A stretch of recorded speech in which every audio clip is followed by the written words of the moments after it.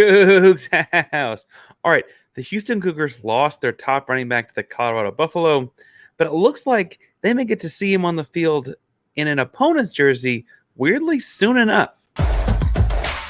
You are Locked On Cougs, your daily podcast on the Houston Cougars, part of the Locked On Podcast Network, your team every day.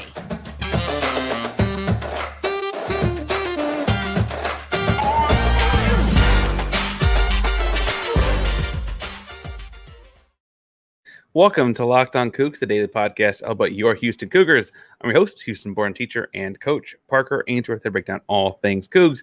If you're a U of H fan or just a hater can step by, please be sure to subscribe down below. That way you can listen to the Cougs in your newsfeed each and every day. We appreciate you making Locked On Cougs your first listen of the day. Welcome back to the YouTube channel, and it is good to see you again. Remember, we're about at, or almost to, as I look at this, 1,200 subscribers at 1,250. We're giving something away because we're giving something away every 250. This time it's this Locked On hat. It's got the Cougar paw, Locked On logo, all that kind of fun stuff.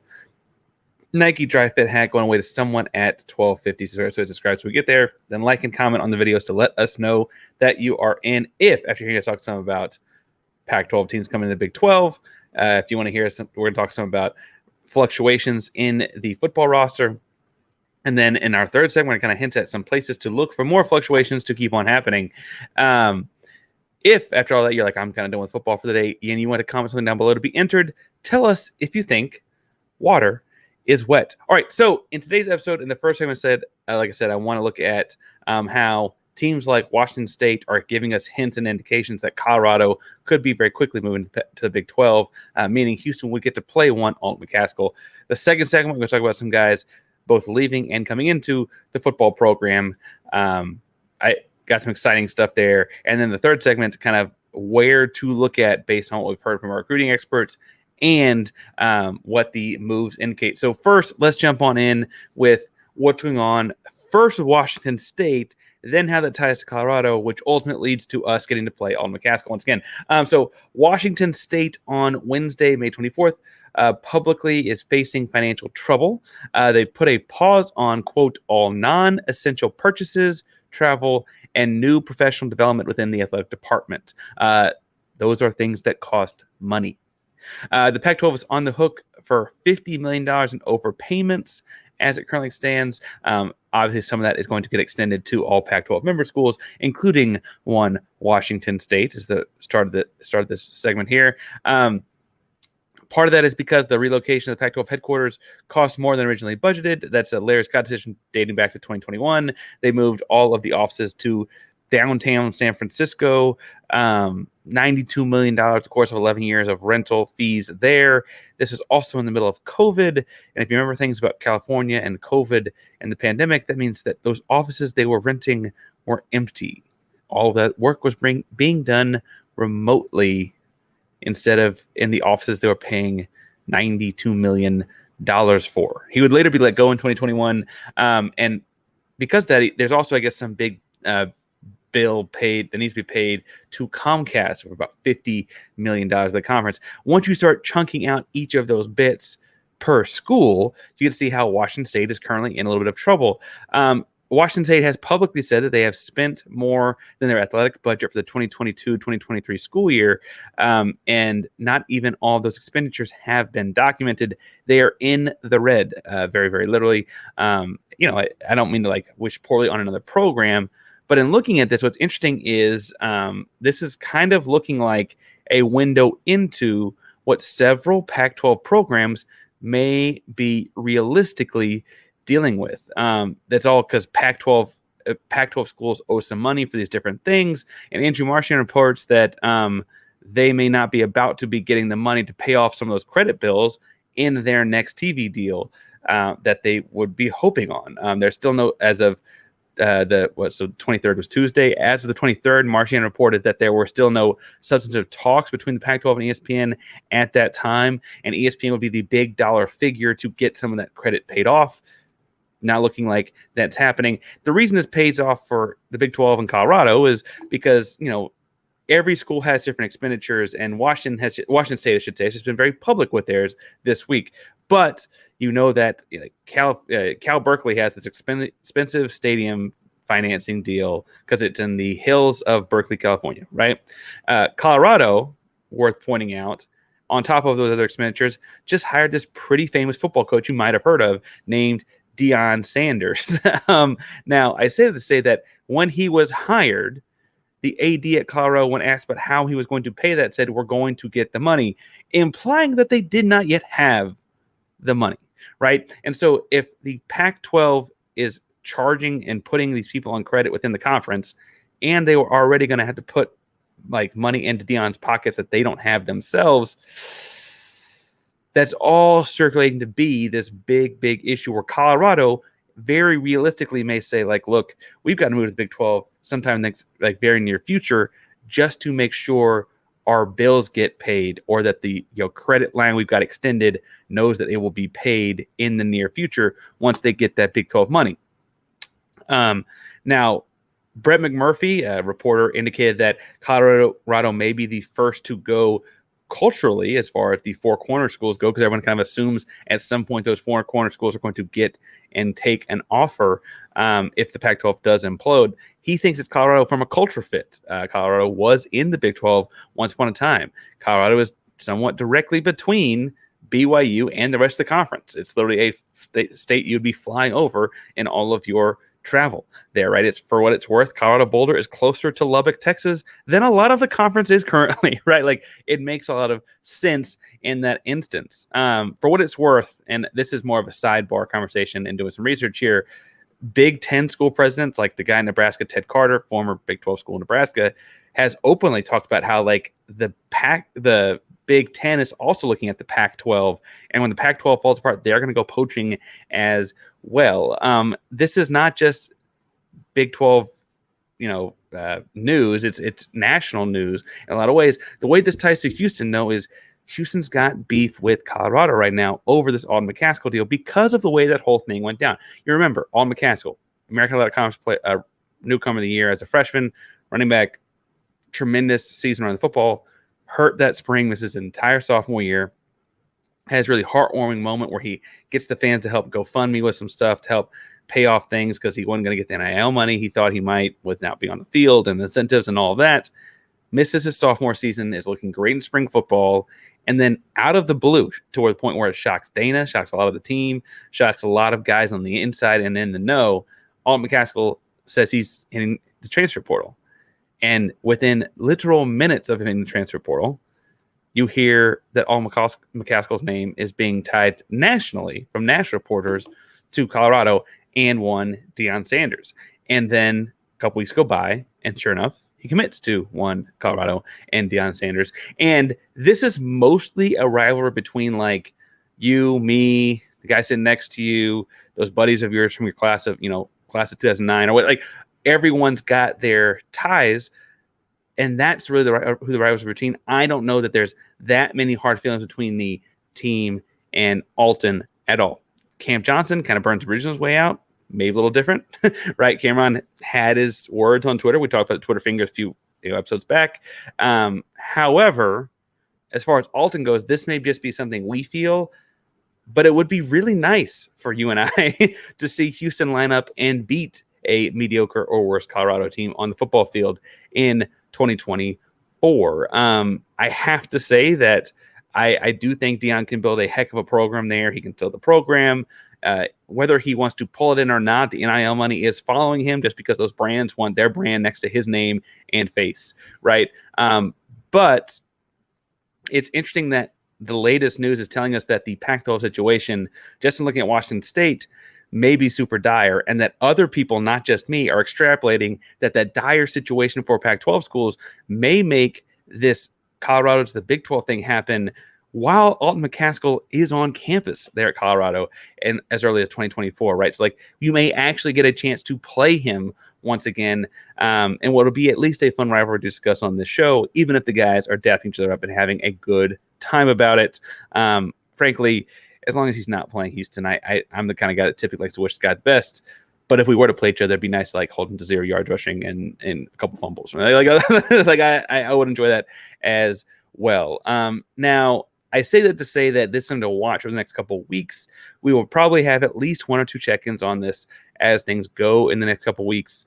One or two check-ins per week, I should say, because this does feel like volatile, the kind of thing that's going to be the equivalent of a Woj bomb in the middle of the day at some point, which is like, boom, Colorado's out, or boom, Arizona's out. And once one goes out, I think multiple will. And so that's the thing to keep an eye on. This like leaking of the dam before the dam breaks here is Washington State is in dire straits for cash. And if they're in dire straits for cash, that indicates that because it's Pac-12 cash, the whole conference is too, especially when you hire a coach that you don't have the money for. Now, I want to talk about who's going to be on the Houston roster potentially when we play Colorado in 2024. For sure, who's going to be on the roster this fall in 2023. But first, we got to talk a little bit about our newest sponsor and our newest friends at Bird Dogs. Now, Bird Dogs are super deluxe comfortable. Again, it's the last week of school here, and I've been wearing them to school each day. The pants, okay, and I wear shorts to school, but I've been wearing the pants to school as a teacher. You can get away with wearing the Wayne Gretzky's joggers. They're khaki colored. They get away with a lot of things. So just wear an untucked polo and it looks like you're just, forgot to tuck your shirt tail in. They look great, and that's part of the reason you can get away with that kind of stuff. They look and feel amazing. The stretchy fabric, they feel like athletic clothing, but give off the look of something more formal. I have to say that like having something I can wear at home, lounging, podcasting, to work, to a date, to the gym, the shorts I wear in the pool. I actually wear the pants in the pool too, but I wear the shorts in the pool. It's really, really flexible, and it's a really exciting product to get up and after for. So I need you to go to birddogs.com/lockedoncollege to get yourself some as well. When you type in Locked On College as the promo code, it tells them that we sent you, and they will give you a free Bird Dogs Yeti style tumbler to take home with you, as well as a free tumbler every time you use the promo code Locked On College with your order. So make sure you go to birddogs.com/lockedoncollege today to get your shorts, pants, and that free tumbler today. All right. So I have to say that while exciting things are on the horizon in the conference, the here and now, this upcoming football season is very, very close. I mean, Big 12 Media Days are in like 2 months. And we're looking at like our first Big 12 Media Day as University of Houston. We'll be there covering it live, obviously, we're covering it live through like social media means, and then talking about obviously immediately after on Locked On Cougs. But the gut punch to the 2023 season came. I say gut punch because I was really excited about this kid, but Ish Harris was reported to have left the program. He was taken off the online roster on Wednesday afternoon. You remember Ish Harris is a transfer linebacker from Texas A&M who had indicated he'd play more of an edge pass rushing type position at the University of Houston. And he was a 4-star kid at a high school, a highly touted recruit for a big-time recruiting class at Texas A&M. Was coming to Houston. It was going to kind of get his feet wet after kind of having not had a lot of success at A&M. A&M had a kind of rough and rocky season in 2022. And so, unfortunately, after what indications were from the pressers, we didn't get to see a spring game, but the pressers didn't give out. The people that I talked to a little bit on the inside, it sounds like he had a really good spring. He and Igwegbu from Oklahoma, the transfer guys, as far as the defensive side of the ball goes, all apparently balled out in the spring. And having to see his name or hear that he's going, I got stuck in the middle there, is kind of upsetting.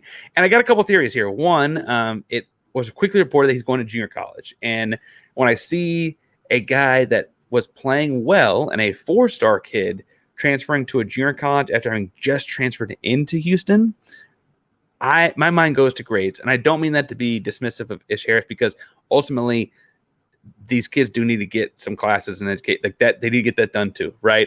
And so I don't mean to say that like he's some struggling. Like, he just needs to make sure he takes care of business in the classroom there. And after transferring credits, and I guess A&M and Houston are both public schools, so it should have just been a straight transfer. But if there's any kind of a credit lacking or what have you from the transfer, or if it was just the kind of spring with all the adjustments, he just didn't get some stuff done, he needs to go get that taken care of at a junior college, and will likely be back up at the Division I level shortly thereafter. I don't get the indication he's going to the JUCO level on any sort of a talent thing. I will say, before I saw the JUCO report, I wondered if there was just a backlog of pass rushers in the Houston program, and maybe he was saying, the writing on the wall is I'm not going to get on the field as much as I want to. I need to get out of here. The JUCO thing specifically, though, does make me think this is a classroom thing. And I hope that doesn't get taken dismissively. And Ish family, I again, that's something worth taking care of. Make sure you go take care of that, and then get back to Division I level and ball out somewhere. I hope you come back to Houston and ball out Houston.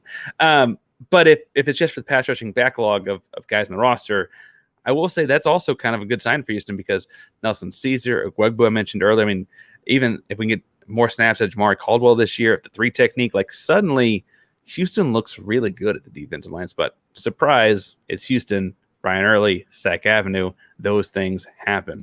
The add to the roster, though, was Talik Robbins from also a junior college, originally signed with Ole Miss out of high school. He's a 6'3", 300-pound interior defensive lineman. Again, that nose tackle 3 technique, lined up on the center and guard types guys, just gets down and dirty. Ole Miss signee out of high school, but goes to junior college in Northeast Mississippi Community College.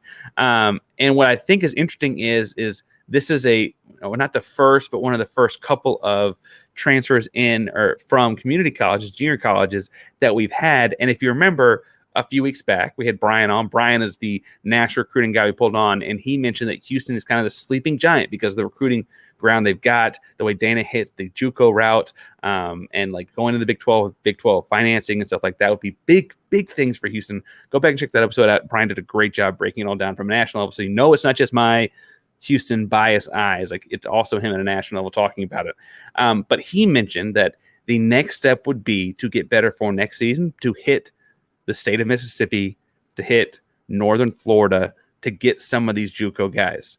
Boom, insert Talik Robbins. Now, I don't know if this would have been like the positional need, but this is one of the highest ranked guys in junior college football, and he has a true Power 5 size and athleticism combination there. 6'3", 300, moves his feet and hips well on the rips and swims as he's getting past guys in interior pass rush moves. I imagine he faces a lot of double teams because of that. But eventually, if you have guys like him, guys like Dot, guys like Caesar, only one of them can get double teamed if you run a 4-down front like Houston does. And suddenly, that's not enough dudes. They got to start pulling in tight ends, start pulling in running backs, and takes guys out of the passing pattern, which gives Houston more time to rush the passer. Really excited about the addition of Talik Robbins. Really excited for the Houston Cougars, because this is an indicator of, much like that path that Brian mentioned a couple weeks ago, the junior college path may very well be the way. And the third segment, we can kind of talk about and reiterate some of those points and why that might be. So let's just get to it. So it's worth pointing out that the junior college route is maybe kind of the portal before the portal. It was the non-high school, but more like age season type football players route for building a program. And frankly, while the transfer portal is new and sexy, Dana has always done well. Dana's programs at West Virginia, even when he was a coordinator at Houston and Texas Tech, right? I guess he was a quarterback coach at Tech. You got catch me different one. Every program he's been to has done the community college and junior college route very, very well. Part of that is because of his connections and grassroots recruiting and stuff like that. But also, you typically find, again, guys that are ready to play right away. They're a little bit more, been the linemen, been in the weight room a little bit longer. Wide receivers been running routes against college level DBs a little bit longer. Quarterbacks been playing a little more complex systems, right? Like, you're finding guys that are just a little bit more seasoned than those high school kids. Now, if you can find the Mikhail Harrison pilots, obviously, as Houston did, you go sign those guys, athletes that are 4 and 5 stars out of high school, absolutely. But if you can get these JUCO guys, they can come in and play right away. And it looks like, if you look at what Houston's recruiting trips are, who's coming into campus to visit, and those kinds of things, that may be the path Houston's taking instead of that sexy transfer portal route we're hoping for more out of, because it's the path they know better. Now, evidence of this is not just the guys you see coming through Houston and, who's tweeting about online, talking about, I'm visiting Houston this weekend, I'm visiting Houston that weekend, etc. But signing Talik Robbins is a big indicator of that, right? He had his fair share of options as far as where he wanted to go. More recently, we saw that Kevin Kalonji, I think I pronounced that right, Kalonji. I haven't heard it, only read it and then watched video. But he's a 6'6", 300-pound offensive tackle, the 27th overall ranked junior college football player last season, the 11th ranked offensive tackle. So a lot of offensive tackles in junior college. But he is visiting Houston, or just finished his visit with Houston, and posted pictures of it, seemed to have a good time, etc. So we're hoping for a commitment out of him very, very soon. If you hear this, Kevin, third worst place to be, man. Come on. What are you waiting on? He's a DMV kid, went to Coffeyville Community College, which is up in Kansas. Kansas is where we got Tank Dell from it, and he went to Independence College, but up in Kansas as well, right? Like Kansas junior college scene is one of the better ones in the country. And so to get him out of that would be great. Another guy Houston has offered and is looking to see visit soon is Michael Wankocha. He is a 6'4", 290-pound defensive lineman from Tyler Junior College. He's also in the top 50 2023 junior college kids available. I shouldn't say available, top overall. He's just one of the ones that hasn't been committed yet. And Houston has offered, Houston has talked to. We're trying to get him to come to campus. These are the kinds of athletes so that you can see Houston pull in this junior college process. And it's interesting because we saw the high school kids come through, had a lot of guys early signing day, right? We saw the transporter guys come through, had a lot of guys transferring right before camp. We've seen a couple guys that weren't going to get any reps leave during or after spring ball. And now you're starting to see like the next final wave of guys as we're putting finishing touches on that roster for next season. You had a walk-on commit from the city of Houston, a senior walk-on come on at 6'5", was it? I believe it was from Jesuit. Anyway, coming on to walk on as an offensive lineman. We'll see if he gets bigger, stronger, faster the course of his time at U of H as well, right? These things are the way the roster is going to get built between now and the fall. So we're going to be following each day. You can find me on Twitter to talk about this, but each day I'm going to be following where these guys are coming from and how they could benefit the team. For instance, I think Robbins is an immediate rotation player on the defensive line. I think Kalonji, if he comes in as offensive line, is really competing for that right tackle spot, if not bumping the current guys. Like, I don't think he bumps Patrick Paul, but bumping someone else to guard, right? Like, something could happen. Just like Unajay could play some guard. Like, all of a sudden, you got big 6'6", 6'7", 6'6" guys out there as you're moving into the Big 12. Beef, right? Beef. So, Kalonji, come on down. Come on, commit. What you waiting on? Again, we following these things all week, year long on my Twitter. So you can find me at Painsworth 512, PAINSWORTH 512 on Twitter, Instagram, and all of your favorite social media services. We have like all things Cougs football. The baseball program had their game rained out on Wednesday, so they'll be playing like Thursday morning, meaning it might be on while you're listening to this. So check that score out as well. Cougar basketball, obviously. We'll do mailbags, all those kinds of things on Twitter. So make sure you find me at Painsworth 512, PAINSWORTH 512 on Twitter, Instagram, and all of your favorite social media handles. Thank you all so much for tuning in to Locked On Cougs today. Locked On Cougs, the Private Locked On Podcast Network. For your second listen of the day, I'm going to go on a limb here, and I'm going to recommend Locked On Pac12. Now, I know what you're saying, but Spencer has come on the show before, back when we played Oregon in basketball, and he spoke on behalf of Oregon. He also does Locked On Ducks or whatever, right? So he's a good dude, trust me. And he and I disagree, I think, based on having heard his show, on what's going to happen in the Pac-12 in the near future. So if you want the other perspective, I'm going to say go check him out and that show out as well. Thank you all again. Locked On Cougs is a proud member of the Locked On Podcast Network. That means your team every day. Go Cougs.